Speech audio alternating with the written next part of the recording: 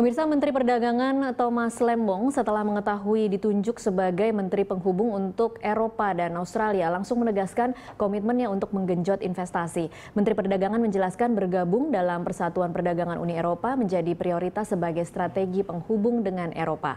Thomas Lembong menambahkan secara spesifik Indonesia menginginkan transfer teknologi dan industri dari Jerman. Sementara dengan Australia, Menteri Perdagangan melihat potensi besar untuk bersinergi di bidang pangan, khususnya peternakan sapi. Kerjasama pembibitan dan penggemukan serta pemotongan akan membuka peluang Indonesia menjadi eksportir sapi ke Tiongkok, Filipina, serta Indochina seperti Myanmar, Vietnam, dan berikut adalah pernyataan Menteri Perdagangan.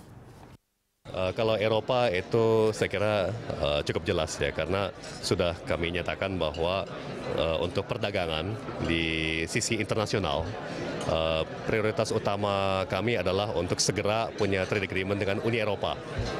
Ya, malah itu harus duluan sebelum kita kemudian bergerak ke TPP.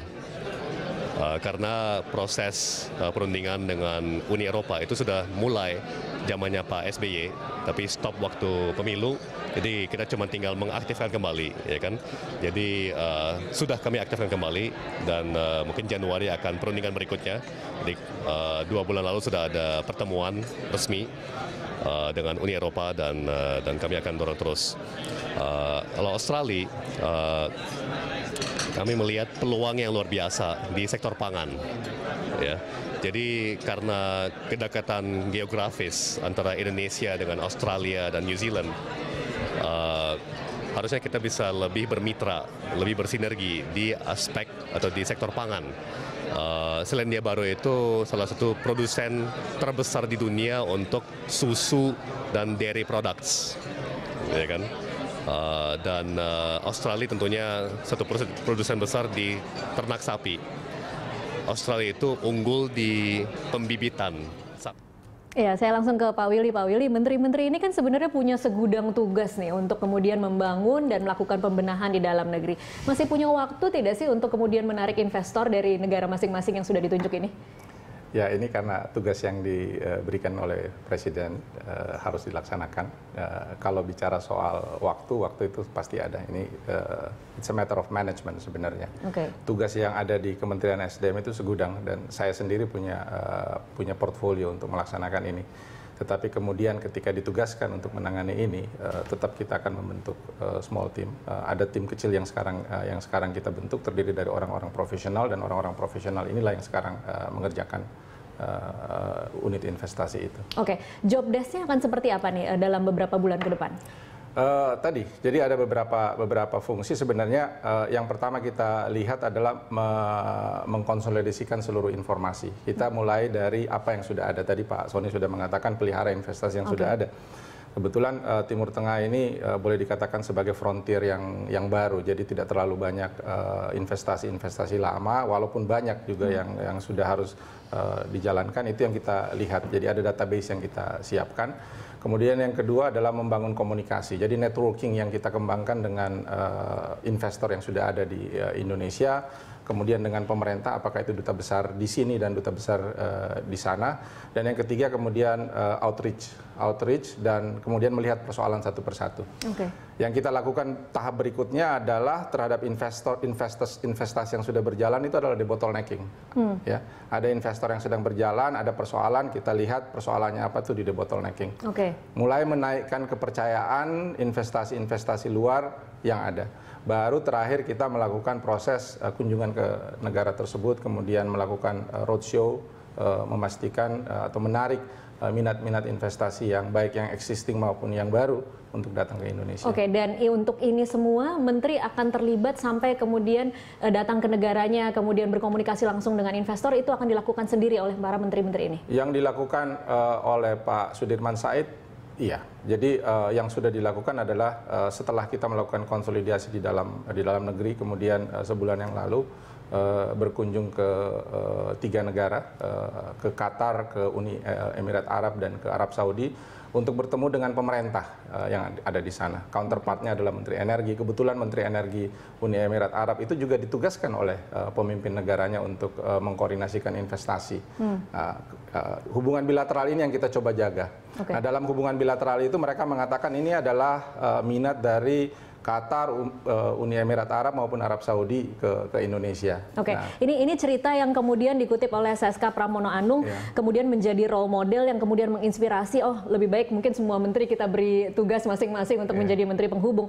Tapi memang kesuksesannya adalah menghasilkan potensi investasi dari Timur Tengah sekitar 15 miliar dolar Amerika Serikat. Benar seperti itu ya Pak? Iya, benar. Dari nilai ini yang sudah terrealisasi berapa? Begini, jadi itu potensi yang kita kembangkan, yang besok ini akan ditandatangani heads of agreement-nya di Cilacap itu sebesar 5 miliar US dollar. Itu adalah pengembangan kilang. Dan kita sudah lama nggak punya kilang, dan ini kita lihat sebagai opportunity. Jadi Pertamina bekerja sama dengan Saudi Aramco untuk mengembangkan kilang di Cilacap. Jadi itu yang akan segera terrealisasi. Awal ceritanya bagaimana kemudian bisa sampai terjalin kerjasama ini? Mulai dari pihak Qatar sendiri yang menginisiasi atau memang Pak Sudirman yang masuk ke awalnya itu dari kunjungan Bapak Presiden ke Timur Tengah ya, bulan September yang lalu, mengunjungi di situ, bertemu dengan Raja Arab Saudi, dan kemudian saya kira kedua pemimpin negara menyampaikan keinginan untuk bekerja lebih serius ya, dan kemudian terjadi pertemuan di tingkat yang lebih teknis, dalam hal ini dengan Menteri Perminyakan, dengan kepala dari Saudi Aramco, itu adalah Pertaminanya Arab Saudi, dan kemudian dilihat proses-proses yang sudah terjadi. Kita coba melihat, memberikan blueprint yang sudah ada, rencana pengembangan dari Pertamina ke depan, dan kemudian ini memang pembangunan kilang itu memang salah satu prioritas dalam program RPJMN yang sudah dicanangkan oleh pemerintah, dan kita dorong itu. Kemudian Saudi Aramco menyatakan minatnya, dan kemudian terjadi. Berapa kali pertemuan sampai akhirnya kemudian deal, Pak? Well, ya sudah ada pertemuan-pertemuan sebelumnya, tetapi kemudian yang coba dilakukan oleh Menteri SDM adalah melakukan akselerasi. Akselerasi ini adalah ya tadi kita mempertemukan kedua belah pihak, ya, pihak Pertamina dan pihak Saudi Aramco. Pemerintahnya ikut memfasilitasi proses itu, kemudian melihat persoalan-persoalan di belakang yang pernah ada, dan kemudian melihat prospek ke depan. Jadi insentif-insentif apa yang akan diberikan untuk investasi. Nah, 3 kali pertemuan itu jadi. 3 kali pertemuan jadi.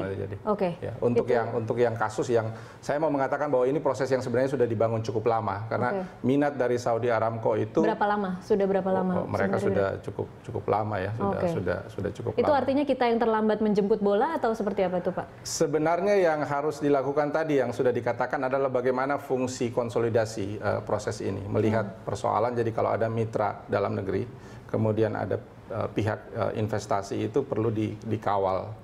Saya kira minatnya seperti itu, tidak cukup untuk dikatakan ini Anda bermitra dengan ini, kemudian silahkan jalan sendiri. Cari regulasinya yang sudah ada seperti apa. Mereka ketemu dengan sebuah masalah, kemudian pemerintah lepas tangan gitu. Nah, sekarang keinginan pemerintah adalah hands on dalam proses itu, mengawal proses itu. Kalau ada minat investasi yang datang, mari kita kawal sampai jadi sesuatu. Oke, baik. Pak Sony, kalau Anda melihat tadi cerita bagaimana kemudian sampai deal potensi 15 miliar dolar Amerika Serikat, cukup intens dan memang menjadi success story untuk Menteri Penghubung, tetapi ada tidak kekhawatiran bahwa kemudian bidang-bidang lain yang seharusnya memang diurusi oleh Menteri bidang tersebut kemudian jadi terbengkalai?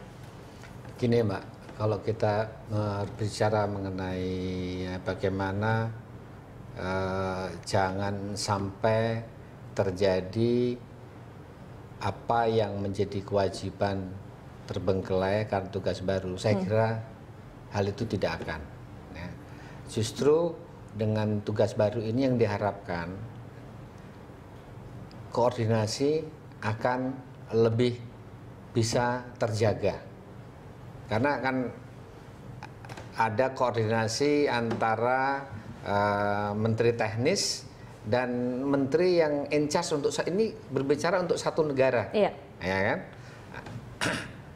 Di sini saya mau fokuskan apa yang selama ini saya kerjakan sebagai Ketua Komite Indonesia dengan Jepang. Nah, kebetulan yang diserahin tugas dalam hal ini Pak Sofyan Jalil. Iya. Saya sendiri sangat intens hubungan saya dengan Pak Sofyan Jalil. Bila mana ada masalah, saya selalu kontak beliau dan responsnya selalu cepat, dan di sini kuncinya. Beliau langsung kemudian berkoordinasi dengan lembaga atau menteri teknis bersangkutan. Tinggal bisa call. Nah, inilah mungkin fungsi-fungsi ini yang diharapkan oleh Pak Jokowi. Kenapa negara-negara atau kawasan-kawasan tertentu yang dipilih? Karena itu adalah sumber atau exporter of capital, sumber atau exporter of investment. Kebetulan Jepang adalah satu negara yang merupakan sumber daripada investor di Indonesia yang boleh dibilang paling besar kalau menurut saya, Mbak. Paling besar? Kalau menurut saya paling besar. Saya jangan tanya angkanya ya, saya harus ngelihat statistik. Tapi kalau Mbak Tasya ngelihat statistik yang dikeluarkan oleh BKPM, nomor 1 itu Singapura, nomor 2 adalah Jepang. Ya. Tapi kita harus mengamati investasi yang dari Singapura ke Indonesia itu belum tentu investor Singapura. Bisa investor dari negara lain lewat Singapura, ya, atau bahkan investasi dari penduduk luar negeri yang lain di channel kemudian masuk ke Indonesia. Lewat Singapura. Karena Indonesia Singapura itu merupakan hub dari Asia Tenggara. Sehingga bisa dikatakan bahwa Jepang adalah investor terbesar di Indonesia. Pak Sony, kalau kemudian kita kemudian mengkritisi atau mencermati apa sebenarnya yang menjadi bottlenecking khususnya mungkin untuk kerjasama Jepang dengan Indonesia, apa sih sebenarnya menjadi keluhan-keluhan investor Jepang selama ini ketika berinvestasi di Indonesia, terutama terhadap pemerintahan? Begini Mbak, saya itu menangani investor Jepang itu sudah lama sekali, ya. Dan kalau kita bicara mengenai investor Jepang itu, dia selalu melihat di dalam satu namanya tatanan supply chains. Jadi kalau Mbak ngelihat sektor otomotif itu bukan hanya pabrik mobilnya saja. Jangan hanya dilihat Toyota, jangan hanya dilihat Suzuki, tapi suatu supply chains mulai dari komponen akhirnya menjadi mobil.